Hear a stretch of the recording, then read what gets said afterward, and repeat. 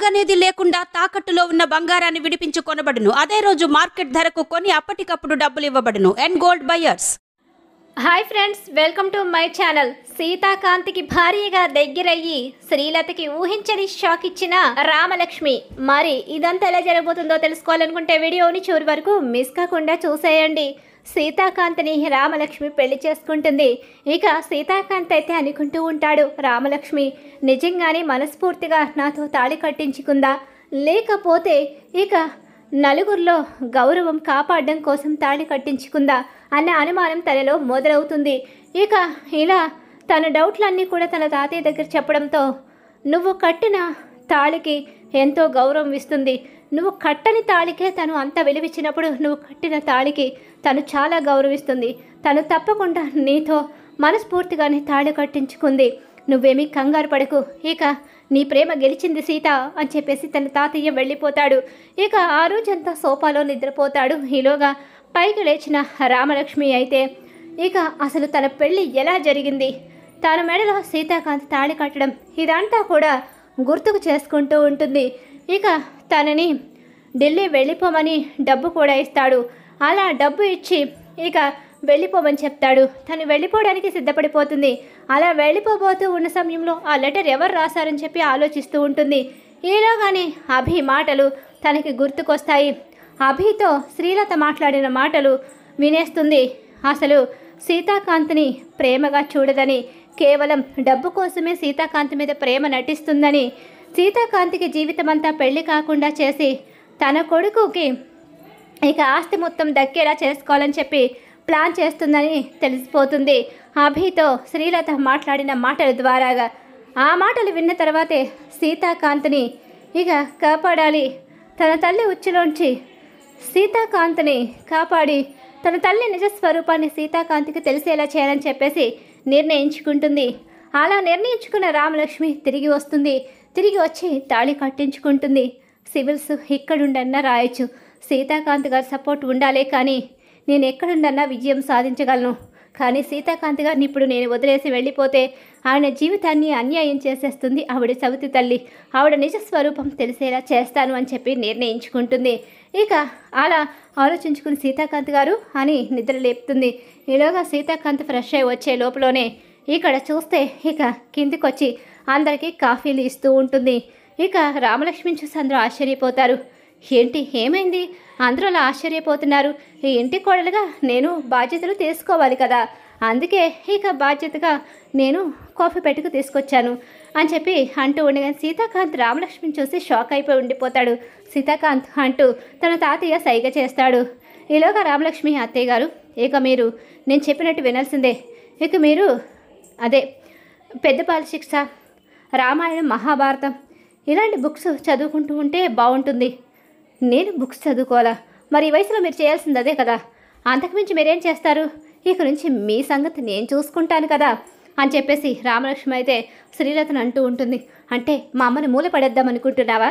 అయ్యో మరిది గారు, నేనెందుకు మీ అమ్మగారిని మూల పడేస్తాను, మీ అమ్మగారు ఈ వయసులో రెస్ట్ తీసుకోవాలి, ఆవిడ లేనిపోని ఆలోచనతో హై బీపీని తెచ్చుకుంటున్నారు, అలా తెచ్చుకుంటే ఆవిడ ప్రాణానికి ప్రమాదం, రేపొద్దున ఆవిడకి ఏదైనా జరిగితే మనందరం బాధపడాల్సి వస్తుంది, అందుకే ఆవిడ ఆరోగ్య విషయంలో నేనే కదా చూసుకోవాలంటే పెద్ద కోడలుగా, అందుకని ఈ రోజు నుండి ఆవిడ నేను చెప్పినట్టే వినాలి. అత్తయ్య గారు అర్థమైంది కదా? ఏంటి, ఏమంటారు సీతాకాంత్ గారు, అలా చూస్తూ ఉండిపోయారేంటి, మీరైనా చెప్పండి.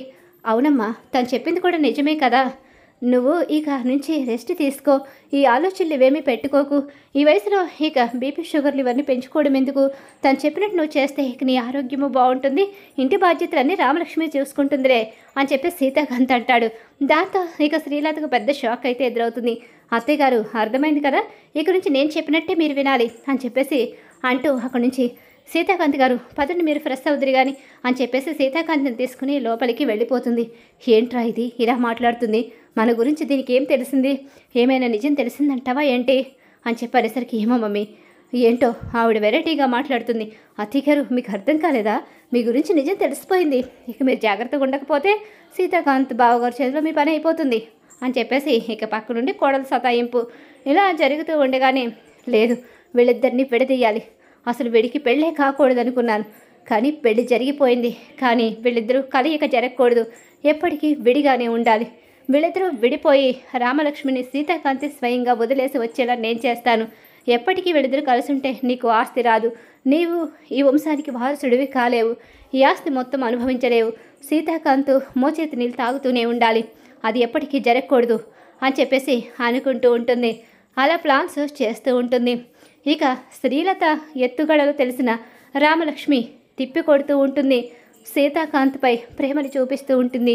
రామలక్ష్మి, ఒక విషయం అడగాలని ఉంది, అది అడగొచ్చో లేదో నాకు తెలియదు, కానీ నీలో వచ్చిన ఈ మార్పు కారణం ఏంటో చెప్తావా? ఇది నిజమైన ప్రేమ, లేకపోతే మొన్నటి వరకు నటించావు కదా, ఆ నటనేనా? ఏంటండి అలా మాట్లాడుతున్నారు? ఇది కూడా నటన అనుకుంటున్నారా? అందరి ముందు మీతో 3 ముళ్ళు వేయించుకున్నాను, మీతో కలిసి జీవితాన్ని పంచుకోవాలని అనుకుంటున్నాను. అలాంటప్పుడు కూడా ఇక నటన ఏమవుతుంది? నేను తెలుసుకున్నాను మీరు ఎంత మంచివాళ్ళో, మీరు అంత అమాయకులని నాకు అర్థమైంది. మీ మంచితనాన్ని అవతల వాళ్ళు క్యాష్ చేసుకుంటున్నారని నాకు తెలిసింది. ఇక మిమ్మల్ని నేను తోడుగా ఉండి నడిపిస్తాను. నన్ను సివిల్స్ చదివిస్తారుగా, మీరు పెళ్లి చేసుకున్నారు కదని చెప్పి, మీకు డబ్బు ఉందని చెప్పి నన్ను వదిలేయరుగా. అయ్యో రామలక్ష్మి, నేను అలా అన్నానా? నిన్ను సివిల్స్ చదివిస్తానని మాట ఇచ్చాను. నా భార్య కలెక్టర్ అంటే నాకు ఎలా ఉంటుంది? సంతోషంగా ఉంటుంది కదా అని చెప్పేసి సీతాకాంత్ అంటూ ఉంటాడు. ఇక రామలక్ష్మి కిందకు వచ్చాక, ఏంటి చాలా ఎక్కువ చేస్తున్నావు? నా గురించి నీకేదో తెలిసిందని నాకు అర్థమవుతుంది. నీకు తెలిసినా తెలియకపోయినా చెప్పడం నా ధర్మం కదా.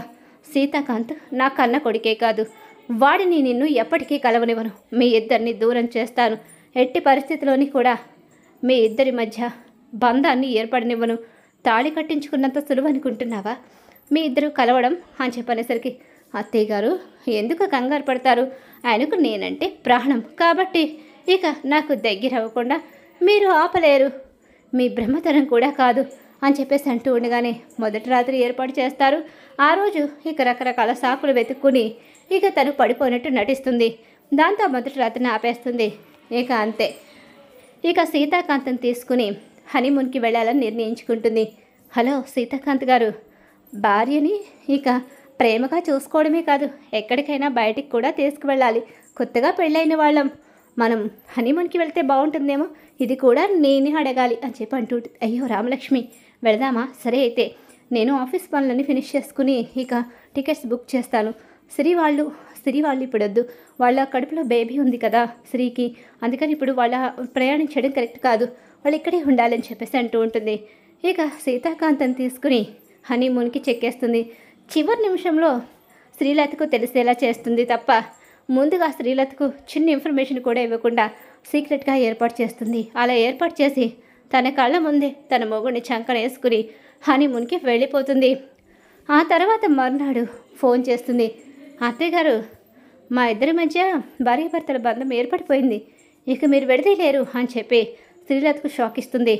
అనుకున్నట్టుగానే సీతాకాంత్కి భార్యగా దగ్గరవుతుంది. తన ప్రేమను పంచి సీతాకాంత్ ప్రేమని సొంతం చేసుకోవాలని నిర్ణయించుకుంటుంది. అలా సీతాకాంత్కి భార్యగా దగ్గరయ్యి ఇక ఇక్కడ శ్రీలతకు మాత్రం ఊహించని షాక్ ఇస్తుంది. మరి రాబోయే కథలో ఖచ్చితంగా ఇలా అయితే జరగబోతుంది. ఇలా జరగాలి, సీతాకాంత్ రామలక్ష్మి కలవాలని చెప్పి ఎవరైతే కోరుకుంటున్నారో మా వీడియోని తప్పకుండా లైక్ చేయండి. అలాగే ఎటో వెళ్ళిపోయింది మనసు సీరియల్ అప్కమింగ్ ఎపిసోడ్స్ టీవీలో కన్నా ముందుగా చూడాలనుకుంటే మా ఛానల్ ఇప్పుడే సబ్స్క్రైబ్ చేసుకో, పక్కనున్న గంట సింబల్ ఆల్ మీద క్లిక్ చేయండి.